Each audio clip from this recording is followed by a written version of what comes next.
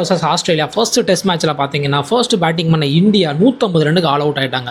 So ரொம்ப பெரிய எதிர்பார்ப்புக்கு மத்தியில் ஸ்டார்ட் ஆன இந்த டெஸ்ட் பார்த்தீங்கன்னா இந்த டெஸ்ட்லையாவது கோலி நல்லா ஆடுவார் அப்படின்னு சொல்லிட்டு பார்த்தோம். பட் 5 ரனில் காலி, ஜெய்ஸ்வால் 0, தேவ்தத் படிக்கல் ஒரு 0 அப்படின்னு சொல்லிட்டு 47 ரன்னுக்கு 4 விக்கெட் போயிட்டு இருந்தது. ஸோ அதுக்கப்புறம் பார்த்தீங்கன்னா ரிஷப் பண்ட் அண்ட் தென் இன்னைக்கு டெபுட்டண்டாக ப்ளே பண்ண நிதிஷ் ரெட்டி பார்த்தீங்கன்னா செம்மையான ஒரு ஆட்டம், சூப்பரான ஒரு பார்ட்னர்ஷிப் கொடுத்தாங்க. அங்கேருந்து ஒரு கம்பேக் ஆச்சு இந்தியா.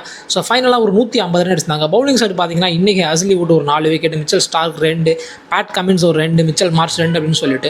ஸோ ஃபைனலாக செகண்ட் இன்னிங்ஸை ஸ்டார்ட் பண்ண ஆஸ்திரேலியா பார்த்தீங்கன்னா அவங்க பயங்கர தடுமாற்றத்தோட இன்றைக்கி ஸ்டார்ட் பண்ணாங்க.